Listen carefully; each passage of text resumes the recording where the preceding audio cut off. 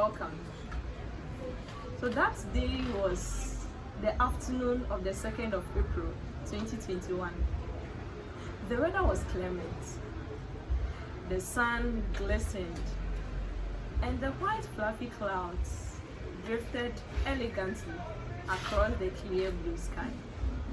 But suddenly, a loud noise from an incident broke the stillness of the afternoon. What was the incident? It was that which led to the gruesome murder of 10-year-old Ishmael Abdullah Mensah in Kaswa by 2 teenage boys who apparently were his friends. Ghanaians were awestruck upon hearing the news, and they thought to themselves, who could have motivated these teenage boys to commit such a heinous act of disloyalty? What motivated them? Simply put, a commercial on TV, confessed one of the accused. But why is that of interest to us? It's because of an article in the United Nations Convention on the Rights of the Child. The Article 17, to be specific. The Article 17 says, and I quote, "Every child has the right to reliable information from a variety of media sources, and governments should encourage the media to provide information that children can understand. Governments must help protect children from materials that could harm them." And so Ghana, being one of the first countries to ratify this document, meant that it agreed into committing this article into a law. Has our government succeeded in achieving this? To some extent, yes. Why do we say so? Consider, there are tons of available, reliable information that are age specific. There are some which imbibe into children an early readiness for learning. We could talk of poems, children's songs, media sources that help them to learn even the alphabet and numbers at a very tender age. How about educational enrichment? Yes, there are lots of national quizzes, debate competitions, spelling bees that these children can learn from, some of which are tutorials specifically offered by some television stations like the Ghana Learning TV. How about the opportunity for children to learn from arts or engage in social discussions, or to be able to learn through music and performances? Yes, children are able to gain all of these things because of the readiness of the information on the media. And have there been any attempts to protect them from harmful sources? Yes, to that one too. We could talk of the Food and Drugs Authority that banned the advertisement of alcoholic beverages by celebrities in 2015. And 3 years on, they also banned the advertisements of alcoholic beverages before 8 p.m. on various media sources. And what was their aim? It was to protect these children from harmful media sources. Yes, so the government has done so well. It is noteworthy, however, that harmful sources are gaining control over the media. It means that there's the dire need to protect these children from these sources. So the question then is, to what extent has the government achieved or succeeded in making sure that children are protected from these media sources in cognizance to this article? That is the topic for our discussion today. And I have with me 3 colleagues of social work who are going to help deliberate on the matter. They are going to share their opinion, and we'll ask them some questions and listen as they give us some responses. And so, you are welcome, ladies. Thank you. So, I'm Antoinette. May I know your names? We are Abigail. I'm Paul Jackie. I'm Stephanie Okai. Thank you so much for agreeing to taking a part of this discussion. And so, as I mentioned earlier, Abi, Jackie, Steph, well, you can all attest to the fact that there have been available information that we all have benefited from on the media. We've learned a lot from there. However, we also notice that apart from these reliable informations, there are unreliable ones.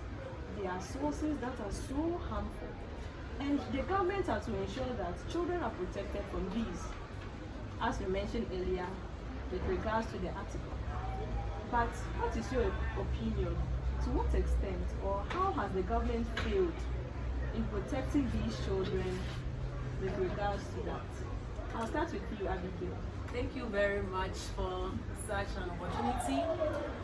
Okay, for some reasons, I feel that some gap is being left out. That's the government failing to restrict the widespread of violent media sources. Okay, this reminds me of one report that children, American children, or average American children will see 200,000 violent acts even before age 18. And then according to one theory by Piaget, the cognitive developmental theory, that says that children imitate, children observe, they make meanings out of what they see on the television and other places. So I really, I'm not surprised at all that these children committed such a wicked act to that Ishmael. Yes, because I feel that children learn through things that they see, and they will make it such behaviors their own. Children will like to exploit. They will like to be curious about the things that they see or they are being exposed to. And this attests to the fact that seeing this thing on the commercial, seeing this thing on commercial and really push these teenagers to involve themselves in such heinous acts. Yes, to commit such an atrocity is very, very, very sad. Thank you so much for that point, Abigail. It reminds me of children in our neighborhoods, seeing them play children's games, imitating people who are shooting. They mostly use their hands as guns. Yes, police and thief. Yes. We are not surprised then. How about you, Jackie? Okay, so as for me, I'm much concerned about the media's explicit sexual content, which they normally show. They portray them in their movies, the music videos we see, and even some of the cartoons. These cartoons, in most of them, they portray this single sex marriages. And then with these ones, this gayism and then lesbianism, they are against our culture and norms. And then seeing this, like these kids seeing those kind of things, it makes them feel like, oh, okay, if they are showing this, it's normal. Meanwhile, it's against our culture, and they are learning from this kind of thing. So I think something should be done. That's very true. Thank you for that point. How about you, Steph? Thank you very much for this. I think I'm very much concerned about the influence of the media and the education and health of the children.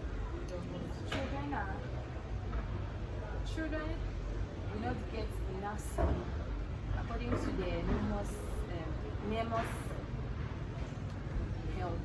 They said children do not get enough sleep at night, and they are being exposed to cyberbullying, which is linked to depression and suicide. It's like we are seeing on campus that they are much exposed to this cyberbullying, like body shaming and stuff, and this often occurs among students. Yes. And because of the media, children are distracted from performing important tasks, and this media thing interfere with their homework, their assignments. They get the time to go on the media without attending to their, and this limits their family and their quality time with their family, and this actually causes some form of isolation and loneliness among the youth. That's also very true. Thank you for that point.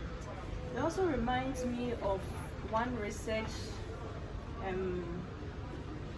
where it says that children, some television programs present images that promote unrealistic expectations of body sizes or body weight, and because of that, in an effort to conform with such images, they become a catalyst for eating disorders among children. Yes, they would want to be like that, they want to have the perfect body, and so they want to engage in strict eating habits which are very detrimental to their health. Okay, so what do you think, in your opinion, should be a call for action with regards to what the government or policymakers can do to curb this? What do you think, Abigail? Well, for me, I think there should be punitive measures in place to prevent such violent acts and that is shown on the media. Because I think when such things are in place, it's going to prevent so many children from going to the juvenile calls. Yes, it's going to prevent them from engaging themselves in activities and harm that will cost their lives, and then some will even end up in prisons, others will end up in juvenile calls and the rest, a lot of things. I think this is not actually helping the youth at all, because these people are our future, and if we are going to show this thing that is going to affect their life, their development and the rest, then I think there is a gap that needs to be filled, because this is actually a necessity that the government should take notice of and do something about it. That's very true. Thank you so much. How about you, Jackie? So for me, I think those media stations or media houses that show this kind of movies with nude scenes and all, I think they should consider showing them late at night. And then we also plead with the parents to also guide their kids. They should try as much as possible to guide them and prevent them from watching this kind of movies. And I think it will help. Okay. Thank you. Steph? Okay, like my colleague said, the parents are supposed to come. Like, they are supposed to take this active role in supporting their children, like being there for them.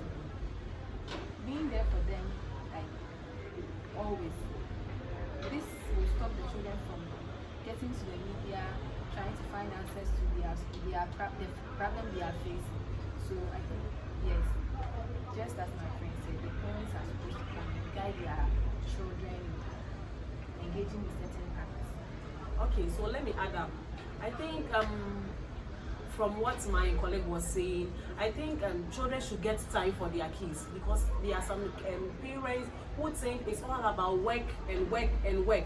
So these children will be in the house doing nothing, and all that they will do, their focus, their mindset is all on the television. They will watch the television and they will not even eat. They will not even learn nothing, because they know their parent will return very late. And even before the parents return, the parent is already tired. They will go and sleep without checking the children, what they are going through, what is worrying them, what they are being exposed to. So such kids, you will tell them their daughter or their son is this, and their parents will be wondering, are you sure my son or daughter is this? Because they don't even know them, because it has always been the children and no one else. So please, I'm pleading with the parents to also give the attention and the care. Yes, they should have time for them, so that at least these people can communicate well to them.